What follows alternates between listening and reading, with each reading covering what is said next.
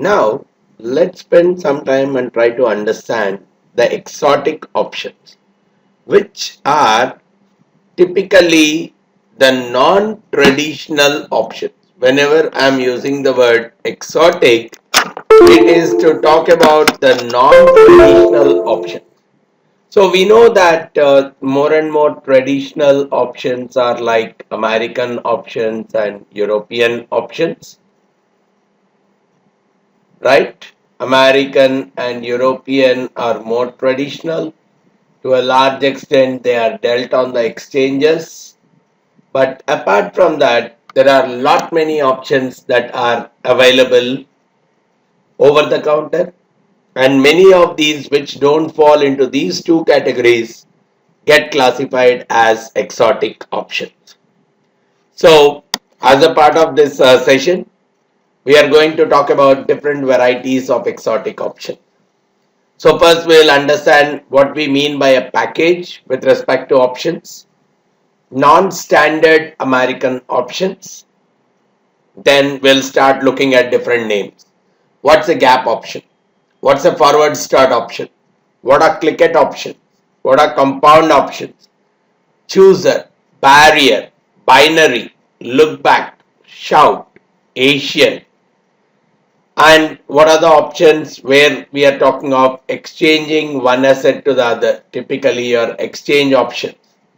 And if there are multiple assets being involved instead of one single asset, getting into some kind of a basket base. And towards the end, we'll try to understand a little bit about the volatility and the variance swaps. Different kinds of options that are available in the market, and many a times they are over the counter base, more and more customized towards the requirements of the different players.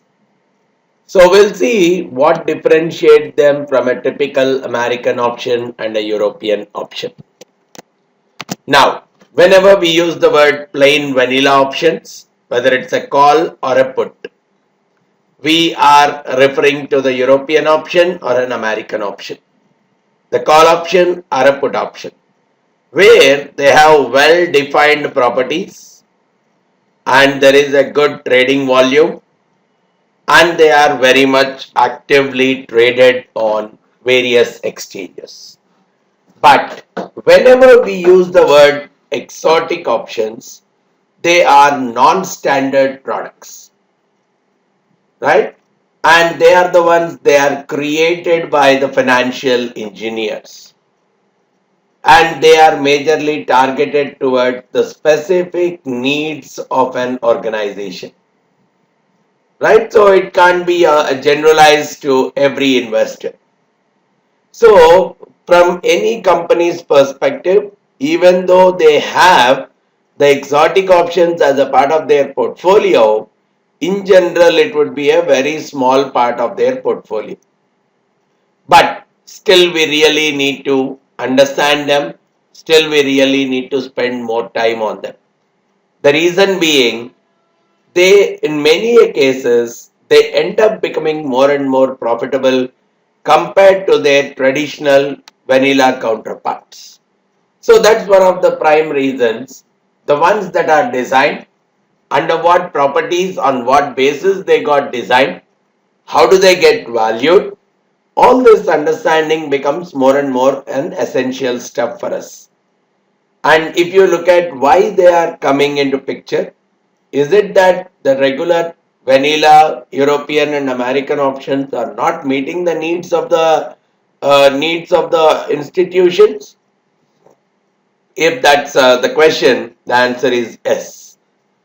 Not all times the hedging need of the organizations is met comfortably by the American and the European options that are traded.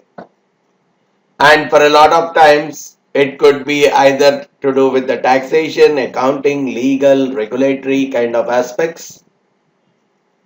And many a times, even it could lead to some speculative positions as well, apart from hedging. So, because the products are getting designed by the engineers, based on how they perceive the future movement of that particular underlying in the future going to be, right? And in some cases, just that design makes it a more attractive or a least attractive kind of a product. The way it is packaged, the way it is offered could traditionally differ the mindset, could alter the mindset of the investors going for them. So to attract more investors, the packaging of the traditional into exotic can really be helpful both for the sellers as well as for the buyers. Now, before we start looking at one by one, let's look at what do we mean by package. In the traditional options world, when I use the word package, it means it's a package of calls and puts along with the forward contracts, cash, and the underlying asset. So we have a call option, we have a put option, we have forward contracts, we have cash, and we have the underlying asset. So in some form or the other, if I am getting into long and short positions in these things, this is what we call as the package. Now, if you remember some of the option trading strategies which we talked about, right? A lot of things come under the package. See, we have created, let's say, a butterfly spread. When we talked about a butterfly spread, we said, I go long one call of price X. I go short on two calls of price X plus A. And I go long one call of price X plus 2A. Right? Equidistant of the strike prices, but the first and the last being the long positions and the middle one being the short. Or I could have taken the opposite. These two being the short, these two being the long. Or I could have done instead of calls, I could have taken the puts. All these are different versions of butterfly spread.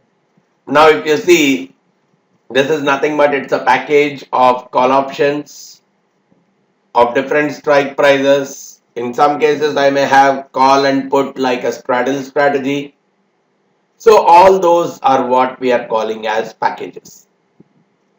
And to a large extent, the packages are created in such a way that on day zero, when we are entering into a contract, it costs almost zero to the trader. Right? The intention behind the creation of the package is the cost of it is zero at the initiation. It is structured in that way. So which means whatever I have to pay as a premium for my long position, I will see that I'll get as a premium, a cash outflow of premium for a long position. I'll try to get that premium for the short position that I enter into. These two are balancing off each other, right? So now just a few words regarding that. Let's say I'm talking about a range forward. So in a range forward, we are going with a long call and a short put, or a short call and a long put. If you look at it, long call, this is the traditional payoff for the long call, and short put, this is probably, if I structure it in this way, short put, this is the payoff for the short put. So now you are creating something like a forward. This is the position for a forward, right? If you see a long call, this is the position for a long call. A short put, this is the position for a short put. Now the premium that is obtained here, lost here, would be the same as the premium that I am getting here, and it behaves like a forward contract, because at the end the payoff is only this much. Now the same way I can go with a short call and a long put. This is what we call as a range forward. And the call strike, if it is greater than the put strike, So the strikes are chosen in such a way that the value of the call will be the same as the value of put, which means the premium that I am paying for my long position should be the same as the premium that I am getting for my put position, and I try to create the overall payoff accordingly. So which means I should be able to create a package out of any combination of the derivatives, whether it is options or forwards, along with the underlying asset and the cash taken together. Now, if you look at it in another way, whatever is the premium that came out for a particular option, if I don't pay it, if I defer the payment of it till the maturity, which means on day zero my cost is zero, right? See, on a day zero, probably I have to make a premium payment to the other party. But if that is made zero, saying if that is deferred to the maturity date, so on day zero I am literally paying nothing, which means I have created into a zero cost product. So on the worst case, if I really need to create a zero cost product, it's as good as defer the payment until the maturity. So whatever is the price of the call option, if I am deferring it up to maturity, its value will become C into E per RT, and today I am paying nothing out of it. So it is very much possible to convert any derivative into a zero cost product by deferring the payment until the maturity date. Do you agree with me? Right. Now let's start looking at different kinds of options. So when we talk about a standard American option, we know that the exercise can happen anytime up to the maturity date. So during the life of the option, let's say the option started here, it is expiring here. I can exercise the option anytime up to the expiry date. That is what is the standard American option. Exercise price is always the same, but exercise can happen anytime during that period. But when I talk about a non-standard, there can be a variation with respect to the exercise price, or there could be some kind of a difference with respect to the exercise dates. So that is where a non-standard is coming into picture.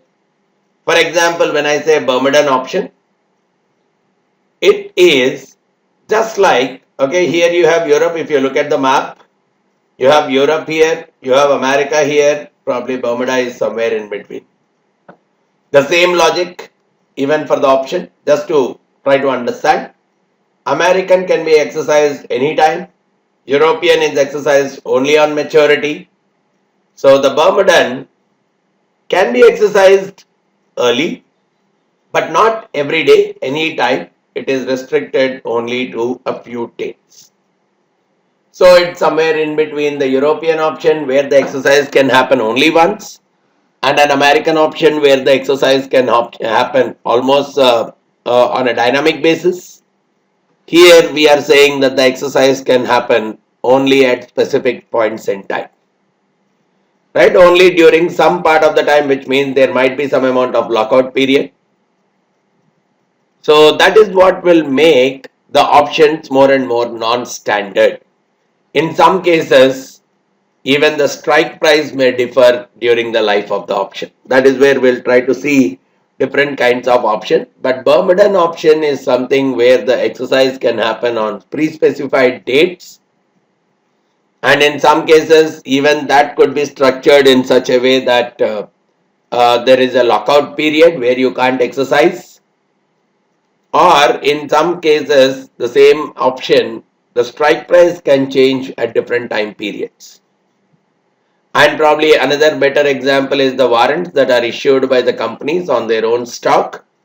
Even they are non-standard in nature, right? Even they can be exercised after a certain point in time.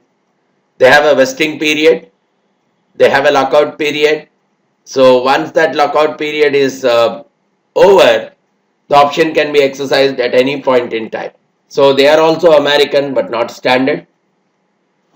What we say is, for these kind of options, rather than relying on a closed formula like Black-Scholes formulas, we try to value them using a binomial tree approach, and to a large extent for majority of these exotic options, the Monte Carlo simulation procedure is going to give much more sophisticated pricing mechanism.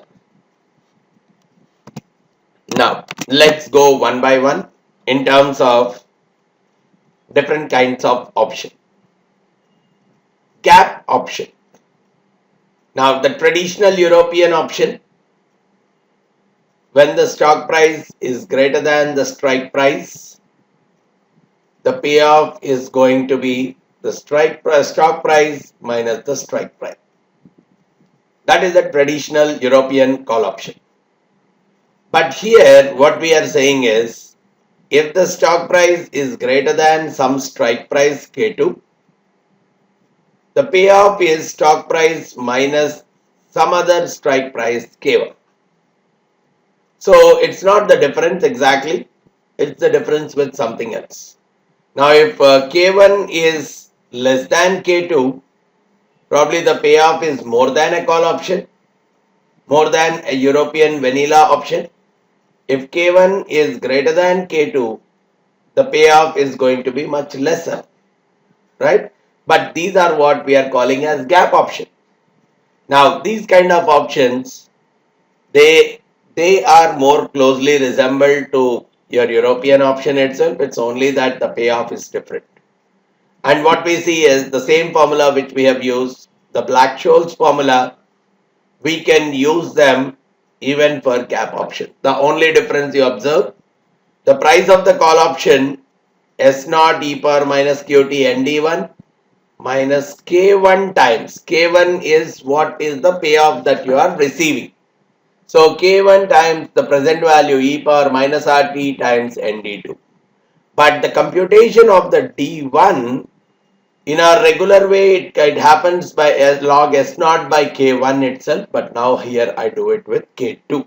Because the comparison is happening with respect to K2. Here we have to see two things.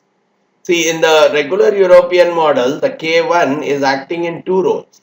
One for comparison with respect to the stock price, and this is what goes as a part of D1 formula. And the second, the payoff, right? The price which we are computing, the payoff computation. This is going in the C formula. Now, in this model, in the gap option, what is happening is comparison is happening with K2, whereas the payoff is happening with K1. That's the reason your formula has K1 here as well as K2 here. Rest all is the same. So in some cases the price would be greater than the Black-Scholes formula for regular, depending on whether K1 is greater than K2 or K2 is greater than K1. The same logic goes with respect to a put option, right? And we can very well use the direct Black-Scholes formula. Now if you see here, an asset is currently worth 500,000. Okay, S naught is 500,000. Over the next year, it is expected to have a volatility of 20%. The risk-free rate is 5%. No income is expected, means Q is 0, dividend is 0. Suppose that the insurance company agrees to buy the asset for 400,000, means the strike price is 400,000. If its value has fallen below 400, so it's a put option at the end of 1 year. Find the value of the option. So the company can sell the asset at 400,000. So this is what is my K1 and they want to buy it at 400,000. Right? Now, from this I can find out the value of this option using the regular Black-Scholes formula. Now, suppose the next that the cost of transferring the asset is 50,000.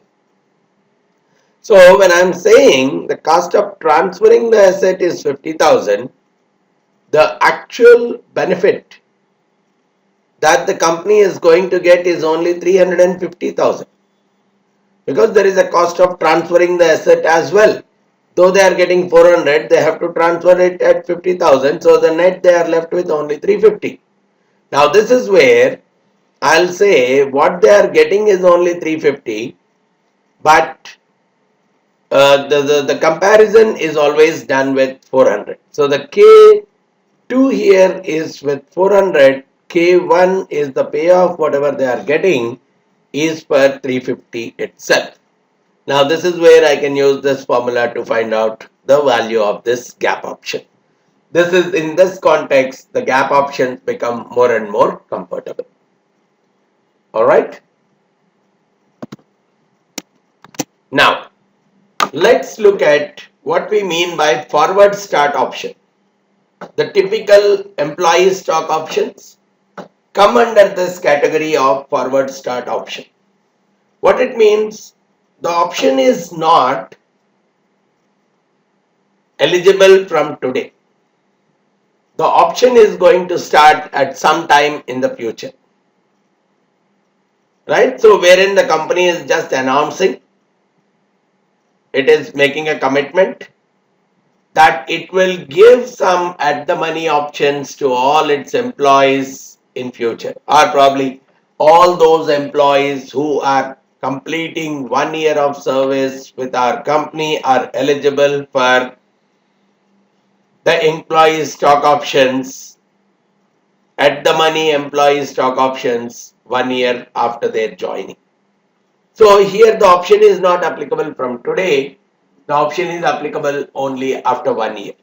Those are the ones we call them as forward start option. Right? So it will start at time T1, mature at time T2. But I need to find out the value at time 0, because the value of that needs to be found out at time 0 itself. So again, we can very well get into the valuation process. The value of any at the money call option is proportional to its asset price. So at T1, if I am looking at the value, it is nothing but some C times the change in the price between S1 and S0. So C is coming out as the value of the at the money option that is lasting for T2 minus T1 period at time 0.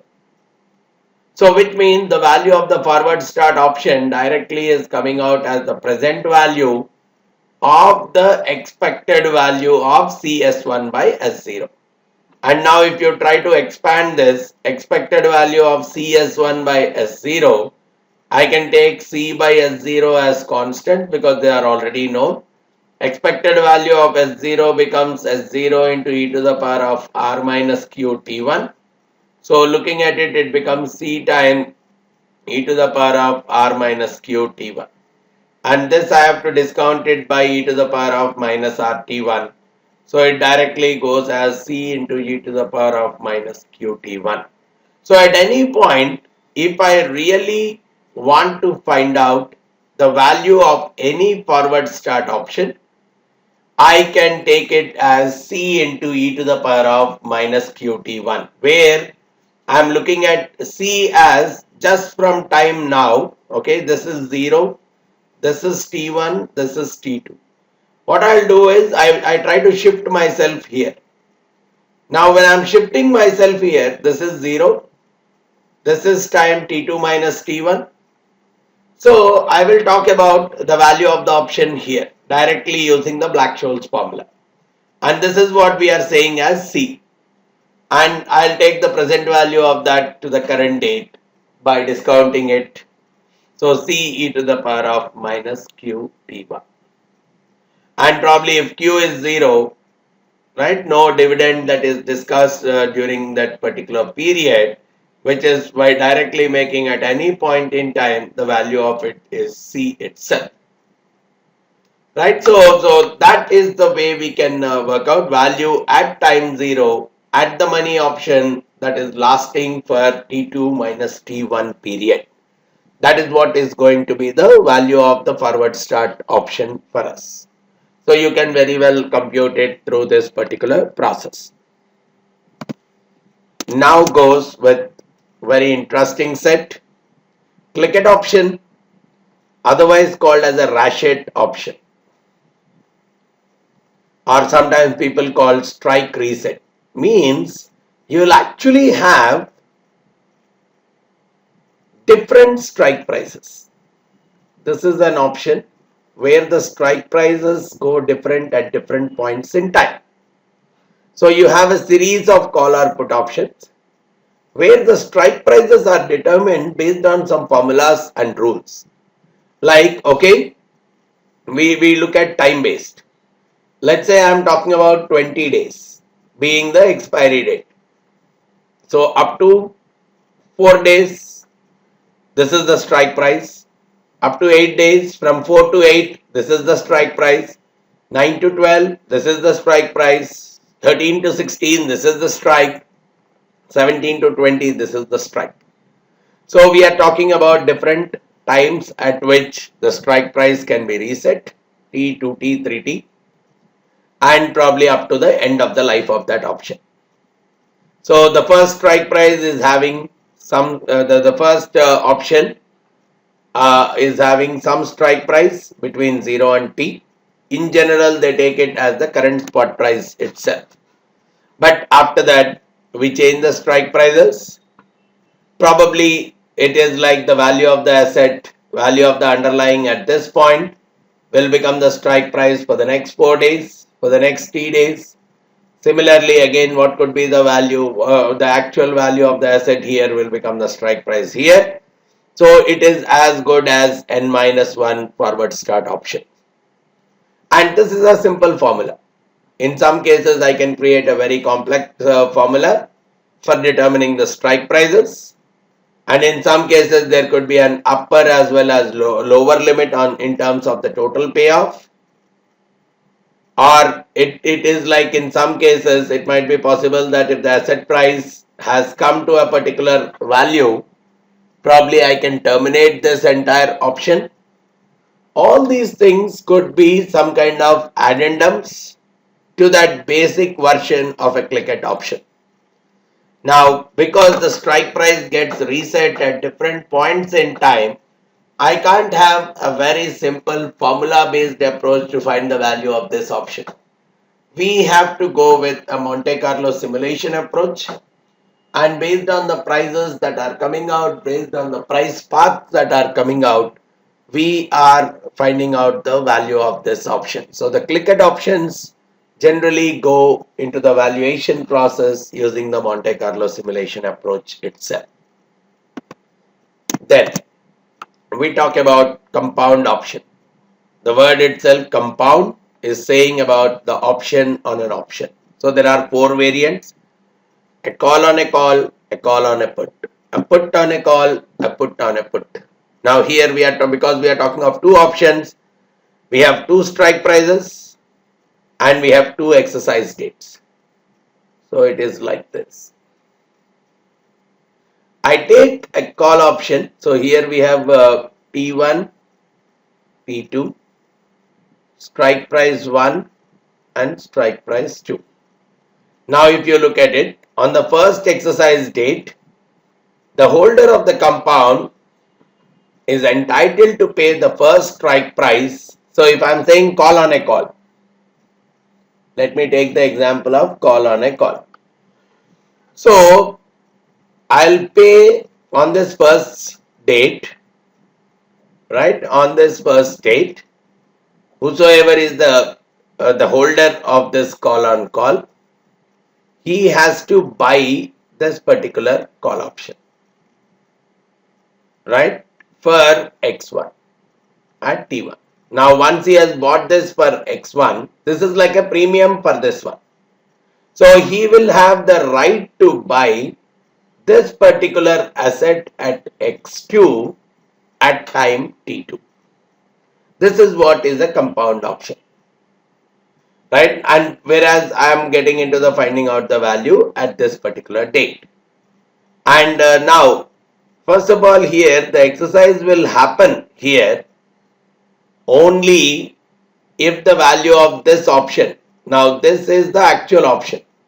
if the value of the option on that date is greater than the first strike price. Now here the strike price is 10, whereas the value of this option is 30, then I'll go and exercise it because I'll buy. It's like a premium. Instead of paying a premium of paying 30, I'm paying a premium of 10 to purchase this particular option. That is the kind of complexity we are adding towards the compound option. And you can very well make the usual geometric Brownian motion assumption regarding the stock price movement, but though it is difficult, we can have some kind of a formula based approach. But in all the cases, right, in all the cases we can very well think of using a Monte Carlo simulation, trying to generate the values of the stock prices using the simulation, and based on that working out the price of the option. That is a universal solution for all these kinds of option. Then the next option that we are looking at is a chooser option, which is otherwise called as you like it option. So again, here also we talk about 2 periods. Right now, up to at the end of this first period, the investor can decide whether he wants to go with a call option or a put option. He can choose. The holder can choose whether he wants to get this option as a call or a put. Right? So generally, whichever is having the maximum value. So if the call option at this point is worth 40 and the put option is worth 25, the person would prefer going ahead with the call option, and vice versa. And so I can very well use the call put parity also, especially if both of them have the same strike price. I can be using the put call parity also to provide a valuation formula for this option. But at the same time, not just simple plain simple kind of chooser option. I can even create a complex chooser option, especially when the strike prices are different, the time to maturities are different. So based on them, I can very well create different kinds of chooser options also. At the end of the day, the intention is to find out which one is having a maximum value at the time period T1 and choosing out that particular value. Then the more interesting group of exotic options, the barrier option. Now the word itself is saying the payoff is based on a barrier that is being reached. The asset price, just like a strike price, see in a regular one, if I am setting K1 is the strike price, and for a call option, if the stock price goes above K1, there is a payment of ST minus K1 that is being paid. But here nothing to do with the strike price. We are talking about a certain base level in a certain period of time. Now, the main reason we talk about these barrier options is we are making it attractive to some market participants by creating them less expensive compared to their traditional vanilla counterparts. Look at this. So we'll call first of all a knockout option, in which again we have a knockout call or knockout put. And even in this we have down and out, up and out. There are two kinds of options which we are talking about. Now you look at knockout, means the option will cease to exist when a barrier is reached. So probably here, if I am saying ST is the price, the S0 is the current price, and I have set a barrier, let's say at, okay, today the price is 100. I have set a barrier for 1 month. So the barrier which I am setting, the hedge, let's say is 120. and let's say I am calling it as down, up and out. So if the stock price goes above 120 during this period, right, higher than the current stock price. So if the stock price goes above 120, this option is becoming valueless. The worth of the option will become zero. That is called as up and out call. Similarly, I can set a barrier at 80 and say if the stock price goes below 80, the option will cease to exist. So it will be always set below the initial price. So if the price of the asset goes below that, the option will expire. Those are your knockout options. Whereas if you are talking of knock in, yes, if the stock price crosses 120, right, only if that barrier is reached. Until that time, the stock price is of, until that time the option is having a value of 0. Similarly, the same thing goes down and yield call. The regular call option comes into existence only if the asset price reaches the barrier level and goes below it. So we can very well design different kinds. So instead of just looking at a strike price, we say that the option is valuable only after it crosses a particular price. Our option will go worthless after it crosses a particular price, even in the upward direction or a downward direction. If the option goes worthless, we are calling them as knockout options. If the option comes into worth only at that point, we are calling them as knock-in. And the knock-ins and knockouts both can be created with respect to the down movement as well as up movement. And the same thing can be created with respect to call options as well as put option. Now, a few interesting things. Value of a regular call is equal to value of a down in call plus the value of a down and out call. Look at it like. Okay. Now, let's say the stock price is 100. I have set the barrier at 80. Right. So, if the stock price goes below 80, the option will become worthless. If the stock price goes above 80, the option will become worthy. These two put together is irrespective of the barrier. Same way, look at if the barrier is set at 120. If the stock price goes above 120, the option will become useful. If the option goes above 120, the option will become useless. These two put together, if I am looking at, so there is no barrier. So it becomes a regular call. So you can call it as value of a down and in call plus value of a down and out call, or probably I'll say up and in call plus up and out call. The values of these two put together will be similar to that of value of your plain vanilla European call option itself. And whatever is the valuation we are doing, it is done under the assumption that the probability distribution for the asset prices follows a log normal distribution. The asset prices follow a log normal distribution.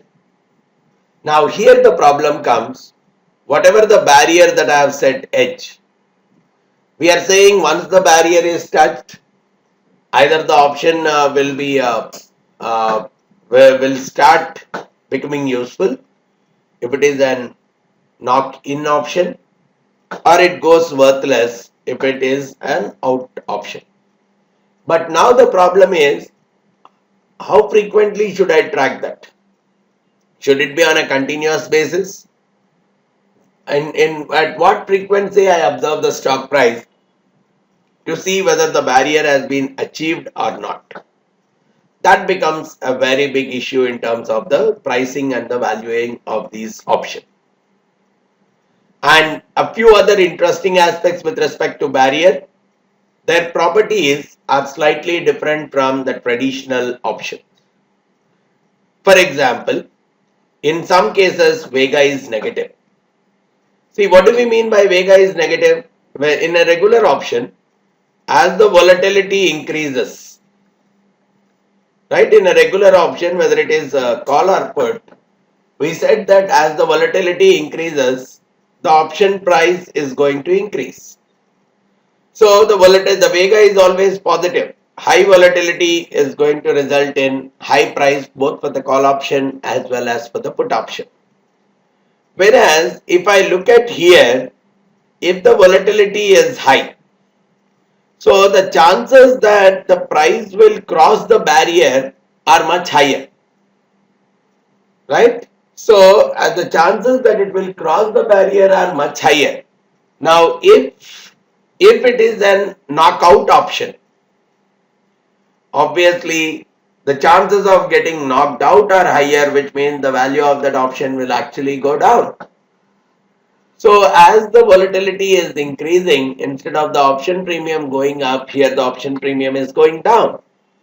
So that is the reason some properties which are traditionally applicable for the vanilla options will not work in the same way for the barrier options.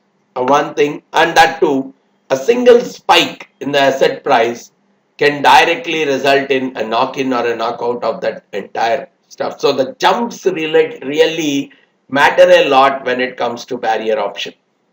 So this is where, just to limit the spike scenario, there is a slightly different variant of the barrier options that is being introduced, which is called as a Persian option.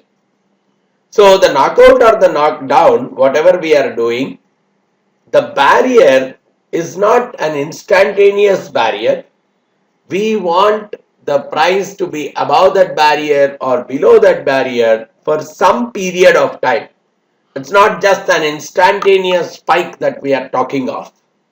Right? Within that barrier, within a certain period of time for the option to be really knocked in or knocked out. And to a large extent, the valuation of these barrier options can be done through the Monte Carlo simulation process and then the binomial trees itself. We can't have closed form formulas for valuing these barrier options. Then we move on to the binary options, sometimes also called as digital option. And the binary is the name just because either it is cash or nothing, fixed or nothing, right? Options with discontinued payoff. It's not like max of st minus k1 comma 0. It's not like that, right? If probably st is greater than k, we are talking about 50, otherwise 0. Only two values. So that comes under the binary option. So the moment a rule is met, it's a fixed payoff. Cash, in that we have two different major categories. One is cash or nothing, the other is asset or nothing. So we'll put a strike price here. If the market price is below this strike price, nothing is paid. If the market price at time t is greater than the strike price, there is a fixed amount Q that is paid. And we know from the Black-Scholes formula, the probability of the stock price being greater than the strike price at the maturity is given by N of T2 from your Black-Scholes formula. So that's the reason the value of a cash or nothing call goes directly. Q is paid on maturity, the present value of that, and the probability with which it can be paid. The same logic goes with cash or nothing put, where I'll take it as n of minus d2 or 1 minus nd2. Whereas the other variant in this is the asset or nothing call and asset or nothing put, which is more like when the price ends up below the strike price, nothing is paid. But if the stock price goes up above the strike price, the whole asset is being paid, which is ST. Right? So the pays off nothing if the underlying asset price ends up below the strike, and the whole asset price is what is paid if it ends up above the strike. The same logic, now I know the probability of the strike price going above the strike price, we have got it as n of d1, and whatever is the value s naught e power minus qt. So the same logic goes with asset or nothing put. So whenever we are talking of a regular call option, so it's as good as a long position in asset or nothing call, which is this part. Sorry, asset or nothing call, which is this part, and a short position in cash or nothing put. Now you can see the formulas. S naught e power minus qt nd1 is the value of asset or nothing call, and short position here is qe power minus rt nd2. So these two is putting together is what is finding out the value of the European call option for me. So a combination of two binary options, a long position in asset or nothing call and a short position in cash or nothing call, is giving me the equivalence of a regular European call option. So these are what are being designed by financial engineers exclusively targeting towards the needs of specific set of investors or companies. Now we have the next set of exotic options called as look-back options. Here the payoff depends on the maximum or the minimum asset price during the life of the option. So this is day 0, this is the maturity of the option. So during this period, whatever is the minimum price that comes up or whatever is the maximum price that comes up during the life of the option, the payoff is purely based on that. Now this is where a few differences, a few variants are there. I can talk about a floating look back or a fixed look back. Now when I am talking about, again within this we have a call as well as a put. When I talk about the floating look back, the final the final asset price, whatever we are getting, which is on this day, whatever is the asset price, exceeds the minimum asset price during the life of the option. Let's say minimum has occurred here. So this difference is what is generally paid. So it is as good as probably the holder is getting an opportunity to buy the asset at the lowest price during the life of the option. And similarly, when I am going with the put, I am always comparing the maximum price during this period with respect to the closing price. So which means whosoever has hold this asset, he can sell the asset at the highest price during the life of the option. So this is what is the floating. So in case of floating, the comparison of the minimum, so if it is for call, it is like close minus minimum is the typical payoff, and if it is for a put, it is the maximum minus the close, that is pay. Whereas when I talk about a fixed look back, we are talking about the fixing the strike price. So instead of going with the final asset price here, instead of close, we talk about the strike price minus the minimum in case of a call, maximum minus the strike price in case of a put. The final asset price is replaced by the maximum asset price during the life of the option. So instead of, instead of taking the close price, right, instead of taking the close price, we are taking up the strike price. So in case of call, so see, the stock price minus the strike price is what we typically look at for a regular call option. Now instead of the stock price, we are saying the max price. max minus the strike is what is for a call option. So the strike price minus the stock price is what is the payoff for a put. So we'll put the minimum here as the payoff for a fixed look back put option. They are very much appealing to the investors because I'm able to buy it at a minimum price or I'm able to sell my asset at the maximum price. But they become very expensive because I'm getting an option where I can sell my asset at the highest possible price. So they become very expensive compared to the regular European options. So we have to really assess whether getting into them is more and more profitable or not.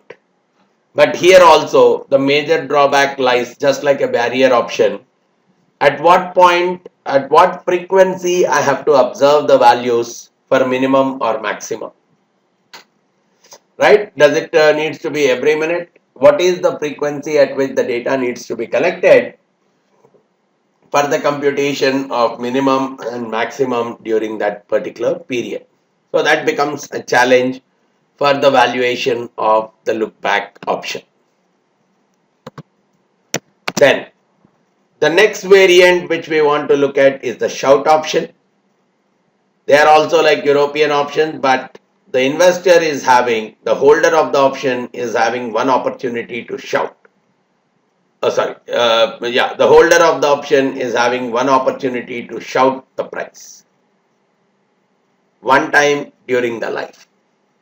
So let's say the strike price is 50, but I have shouted at 60. The current market price, let's say, is 40 for a call option. At the end of the life of the option holder receives either the usual payoff from the European. So here the payoff from the European, let's say if the market price has gone to 55, right? If the market price on the expiry date is 55, so the payoff that he is getting is 5. That's the payoff from the European or the intrinsic value at the time of the shout.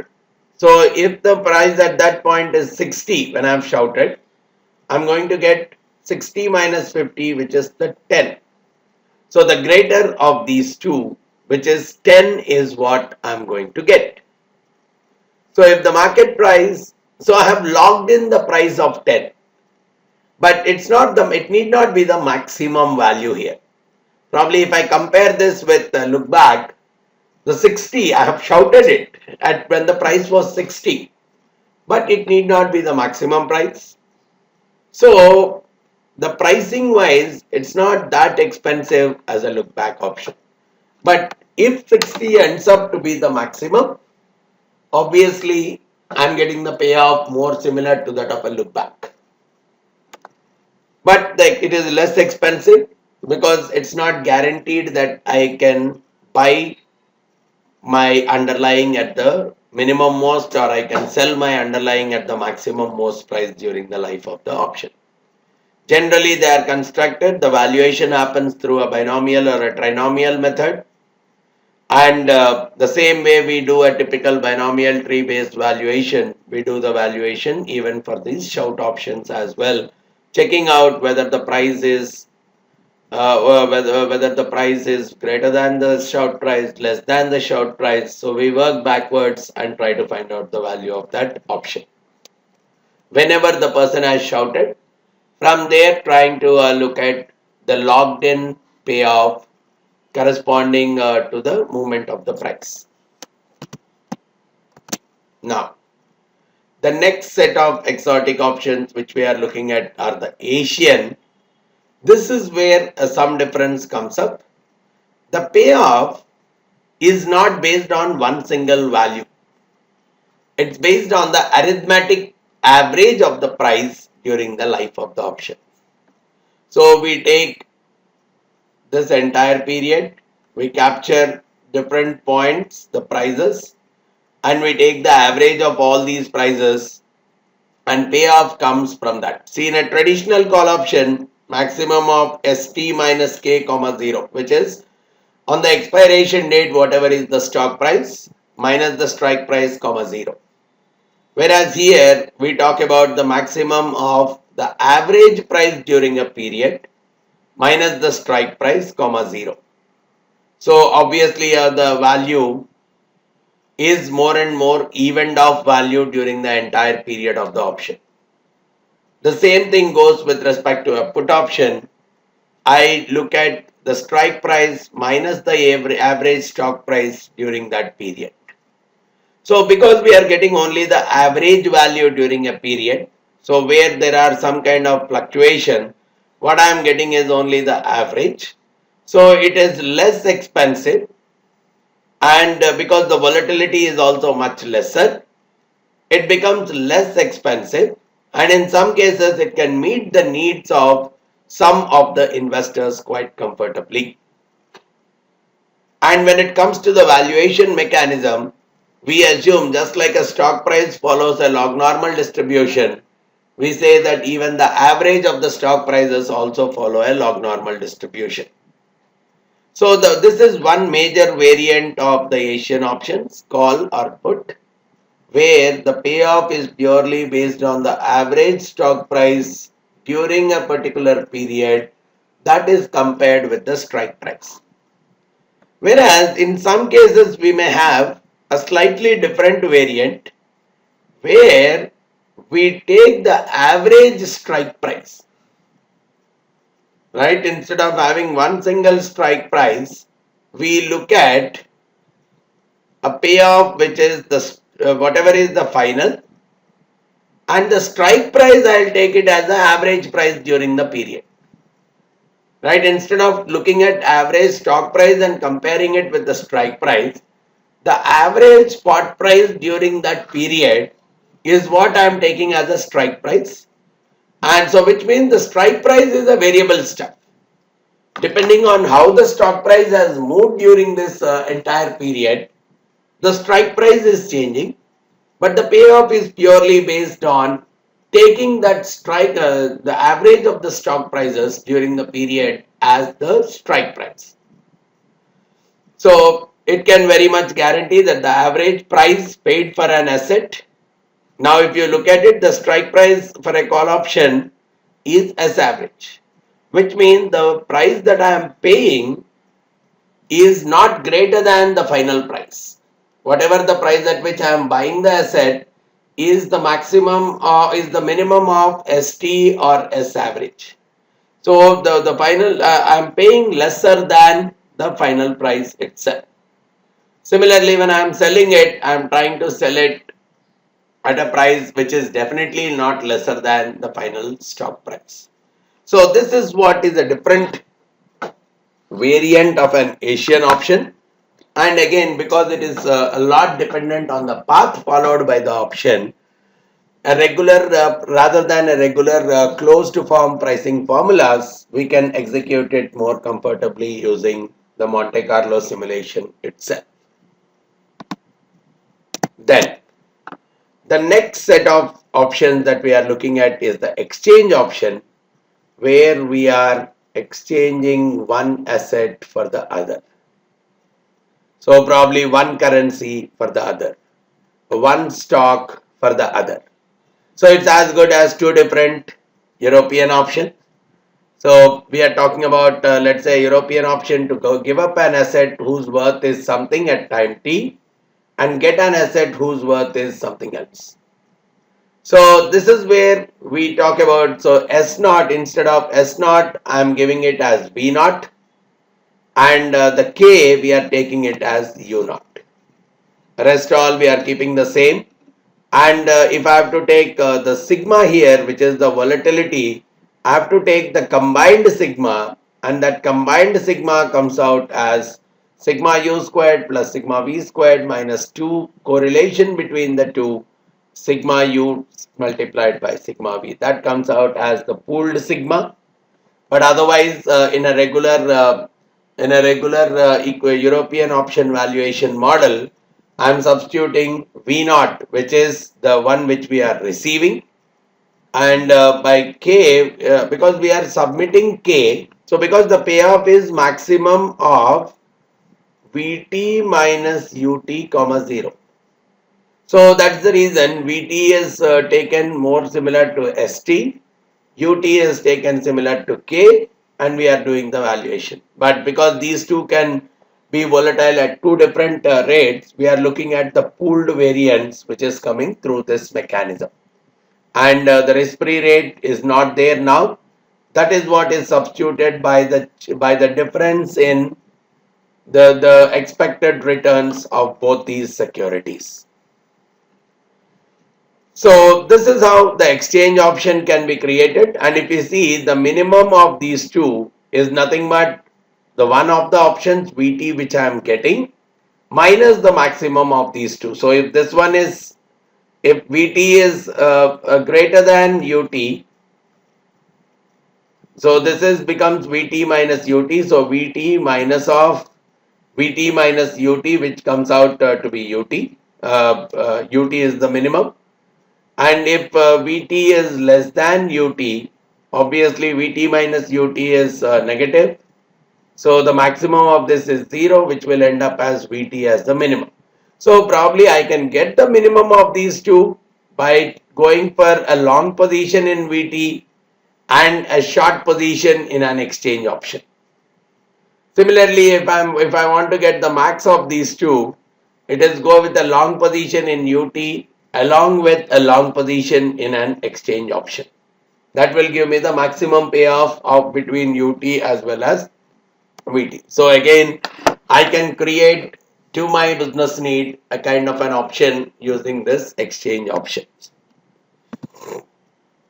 Now, in some cases, we can talk about the options where multiple assets are present, the common name being a rainbow option.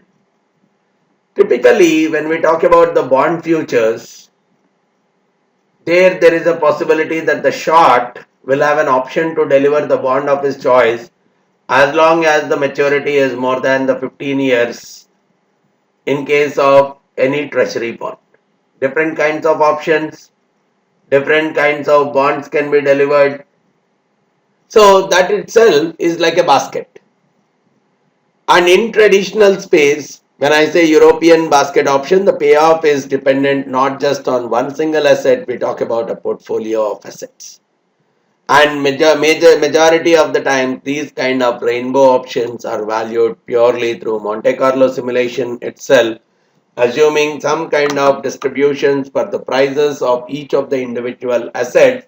We model the overall movement of the asset prices and then use the Monte Carlo simulation to get into the pricing of this securities or pricing of these options. And just to consider a few more interesting tools, volatility swap, where I am swapping the volatility. Whatever is the realized volatility, which is the actual volatility computed based on the historical data between the time period 0 and t, that is exchanged for a pre-specified volatility. So which means, so if the pre-specified volatility of a stock is 20% and the actual volatility comes out to 25%, I get a payoff corresponding to that 5%. Now corresponding to that 5%, we find out some kind of notional amount, and that would be the payoff that would be received. So the exposure here is purely to the volatility itself. The same logic goes with a variance swap. Whatever is the realized variance, that is exchanged for a pre-specified variance rate. So these kind of, again, why we talk about them, the volatility can very well be replicated using a portfolio of put and call options. So this is what we wanted to look at in this session. So we have covered all these things. We understood packages, we understood the standard versus non-standard American options. We discussed about gap, we discussed about forward start, click it, compound, chooser, barrier options, binary options, look back options, shout. In Asian, again, the average the average strike price based as well as we have considered the average is acting as the stock price itself. The exchange options, the basket and the rainbow kind of options, and finally we looked at the volatility as well as the variance swaps. So this is what I wanted to cover as a part of the understanding of the exotic options, and lots of these kind of products can very well be created the more we are getting into a financial engineering kind of aspects, right?